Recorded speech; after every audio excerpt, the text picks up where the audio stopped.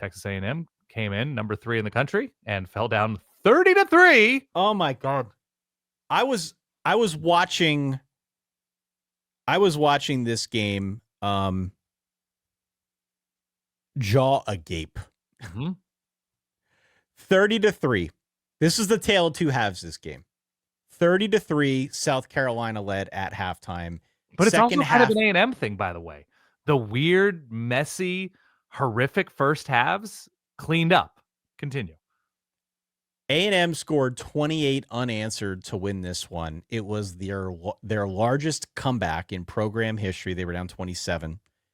They needed this one to stay unbeaten. It was a putrid first half for Texas A&M. They kept tripping over themselves. They could not get any momentum going. Marcel Reed was dreadful. Yes. In the first half, he had 3 first half turnovers, but the 2 interceptions were bad. It felt like South Carolina was in complete control of this game, and like there was no way Texas A&M was going to be able to regain momentum. But then the second half came, and the second half was a different story. The South Carolina offense effectively stalled out. Their second half possessions, I listed them off. They went turnover on downs, punt, turnover on downs. That was it. Meanwhile, yet A&M scoring on their first 4 drives in the second half. They grabbed the lead. For as bad as it started for Marcel Reed, he ends up finishing with a career high 439 passing yards to go along with 3 touchdowns. So I don't know where we start with this. Do we start on the A&M side with the fact that they came from behind, that they did what they did, they maintain their lead in the SEC, they remain unbeaten, they remain, a top 3 team in the country, or do we talk about the South Carolina collapse? Which one do you want to go with first? I think we should start positive with A&M because this has been the story of A&M's year when they blow teams out, when they get teams fired, teams coaches fired, when they explode in these second halves, that this is what has defined them this year, that they get better over the course of the game, that they get off the field on defense quicker and quicker. I think they're the number 1 third down defense in America, I believe. Or if they're not 1, they're in the top 3. They're not 4. And that they just shut teams down on defense in the second half and make adjustments and play angrier and control the ground. And they didn't even really control the ground that much on offense today, which I think sort of underscores when Texas A&M is succeeding, a lot of that comes on the ground. For as much flash as Marcel Reed provides, it's been Reuben Owens. It's been the guys on the ground that have really paced things. Look, it's very difficult to fall down 33 and then make it a game in a quarter. This didn't come down to the end in terms of when South Carolina allowed Texas A&M or Texas A&M earned their way back into this game. This was by the start of the fourth quarter. It was a game. Yeah, exactly. And so I think there's a certain amount of mental fortitude it takes to be down 27 points and say to yourself, let's just go out and operate and see what happens. And South Carolina, the play calling was terrible. Now, I consider myself to be a little bit of an expert going up big in the first half after watching what Oregon did in the Alamo Bowl about a decade ago. So I know I kept hearing this on, I think it was like the halftime shows on ESPN, like the anatomy of an upset and what it takes. And really, Texas A&M gave South Carolina the blueprint to beat them, right? It's taking advantage of the turnovers. But South Carolina in that second half with an interim play caller, offensive coordinator after Mike Shula's let go, made a few terrible calls in high leverage moments on your 3rd and shorts and 4th and shorts. They're one of the worst running teams in America. And they're just sending a running back into a 9-man, 10-man box like over and over again, taking the ball out of Lenora Sellers' hands. And he wasn't great on the ground himself. But if you're going to do anything to extend drives, maybe have him make some more decisions and have him have more say in it. Does that make sense to you? Yeah, I thought Lenore's kind of stunk in this game. He wasn't that good, to be clear. I agree. Yeah, I thought there were passes out there that he missed, Mm-hmm. Balls that were high or just errant. And I kept waiting for him to switch it on. This would have been one of those moments where Lenora Sellers could have truly become he could have like etched himself into the mythology of South Carolina football by engineering an upset here, even after the game got really close late. I kept like waiting for that moment and it never happened. And that to me was really disappointing. I want to credit A&M for what they did, Yeah. because digging out of a 27-point hole is not easy. Finding a way to win with 4 turnovers, going 2 of 11 on third downs, that is really something. Yeah. Okay. That is like a multiplier that most teams can't achieve. And they did it because they're rock solid across the board, because they've got a good coach, and because it seems like this is a team that's figured out how to win in a multitude of different ways. So I don't Yeah. want to take anything away from them, and certainly Marcel Reed for getting his game back on track in the second half. All of these things are very much to A&M's credit. By the way, it sounds like Mike Elko now has a 6-year contract extension, so he Saw that. presumably will not be on the move amid a historic coaching cycle. Credit again to Texas A&M for kind of finding their guy, sticking with it, putting together this great season and this great program.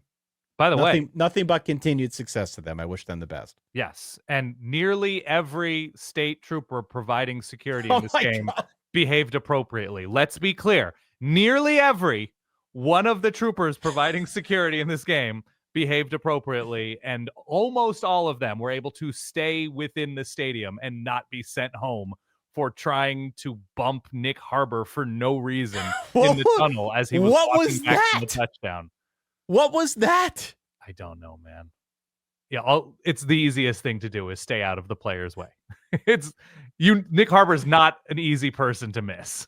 I saw somebody online mention, or maybe it was in our Discord, I don't even know. Not a hard person to miss, excuse me. Yeah. So somebody talking about how the state trooper who interacted with 2 South Carolina players, I believe in the Northeast Tunnel, Yeah.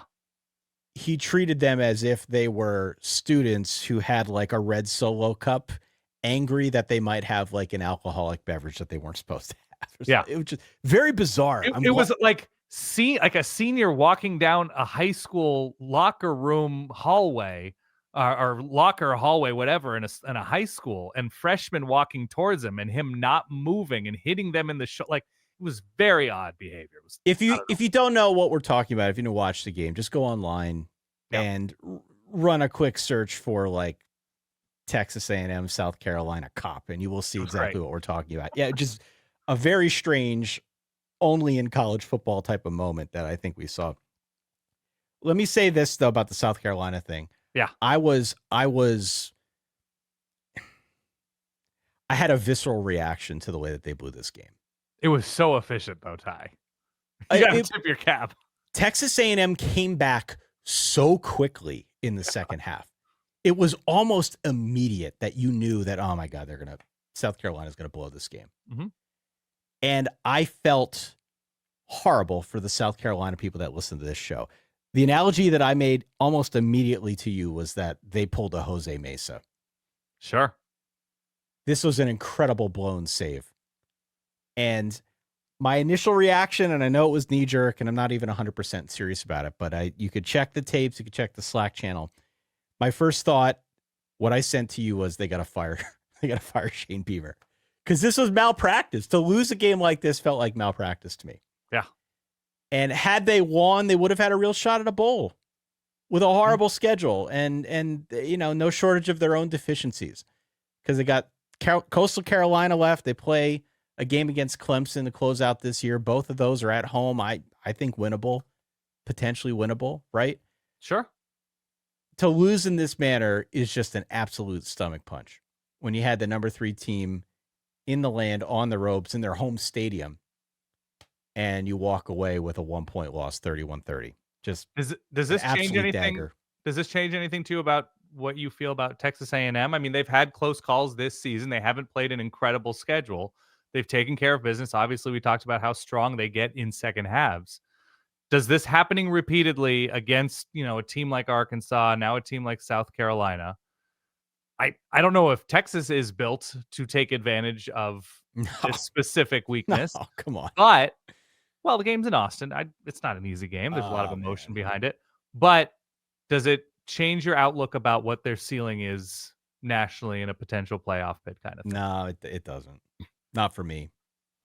I don't think so either. No. I think they sort of have been this, and so they're going to be entertaining one way or the other, and they'll win or lose. I mean, it's not always how you start; it's how you finish. That's true. And I mean, they went on a torrid scoring streak here, 28 unanswered to win this one. And still South Carolina had a chance at the end. They had another chance at the end, and they just everything they tried in the second half went nowhere. And I don't know if that's coaching. I don't know if that's play calling. I don't know if it's just Texas A&M found another gear. It's probably a combination of all those things. But the manner in which they lost this game was heartbreaking. And again, I didn't even have a dog in the fight. I don't even remember who I picked. Probably didn't matter. I think we probably both were on Texas A&M if we picked this game at all. But yeah, but this was a dagger, man. What a dagger. It was just much more once you started seeing how this game was going in the first half, and then immediately seeing how it was going in the third quarter. I was rooting for you. We were all rooting for you. How dare you? Learn something from this. That's all I ask. That's all I ask. Tyra, how long has it been since you played the Tyra clip? It's probably been about 11 years. I have no idea.